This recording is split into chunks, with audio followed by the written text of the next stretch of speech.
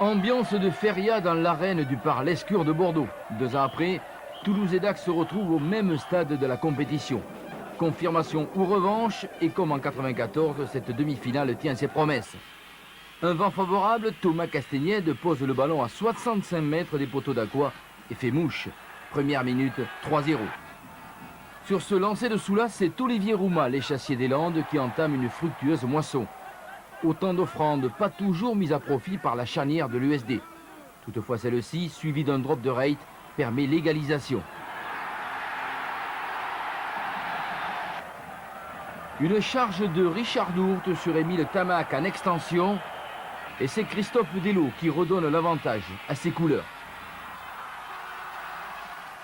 Pourtant, Dax conquérant prive les Toulousains de ballon. Dax dynamise même le jeu et enchaîne autour de Bérec, Magne et Pelouse. Mais déjà, les stadistes offrent une belle leçon de réalisme et d'efficacité. Le pressing défensif, premier atout des partenaires d'Émile Tamac. Cette interception et ce contre sur 80 mètres leur donnent de l'air au score avant la pause. Les maîtres de la Garonne ou l'art de s'adapter. Sous un autre angle, le plaquage de Soula qui gêne Christophe Reit. Puis le flair de Philippe Carbonneau qui garde toute sa lucidité pour ajuster sa passe vers son capitaine. À Auckland, à Durban ou à Bordeaux, sur ce genre d'action, Milou est inarrêtable.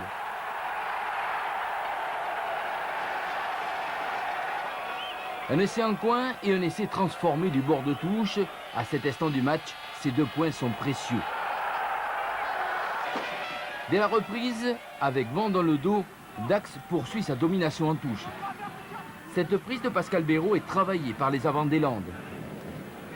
Raphaël Ibanez puis Olivier Roumat martèlent l'arrière-garde toulousaine. Aux 30 mètres, les Dacois fixent les rouges et noirs et préparent le 3e temps du mouvement. Ce sera le bon avec cette ruse de Reit qui piège Delot, Manin et d'Espagne.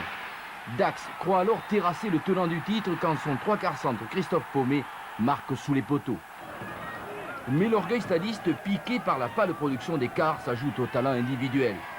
La réplique sera donc superbe et terrible.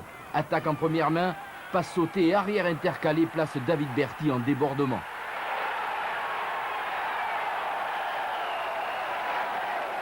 Vue du sol, toute la maîtrise toulousaine avec une mêlée puissante qui offre des possibilités aux attaquants. Quand l'action se déploie, le geste est sûr, précis, un ballon joué au millimètre. Notez qu'aucun joueur de Dax n'effleure le maillot rouge et noir. Avec la botte de Delot, auteur des 18 points sur la pelouse bordelaise, le Stade Toulousain mène 26-13. Suit aussitôt le coup de grâce et toujours sur un ballon joué à partir d'une mêlée. Une combinaison made in Toulouse où l'un ou l'autre ailier percera. Là, c'est Émile Tamac qui signe ce coup gagnant. D'Espagne et Casalbou pour une 89 au départ. Le demi-mêlée brouille les pistes et serre à l'intérieur Tamac. Richard Dourte mis au sol par 2 esquives. Le capitaine toulousain s'offre un sacré doublé.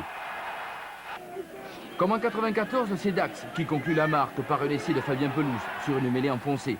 Un essai pour l'honneur car Toulouse, vainqueur 36-23, s'ouvre les portes d'un 3e Brennus consécutif.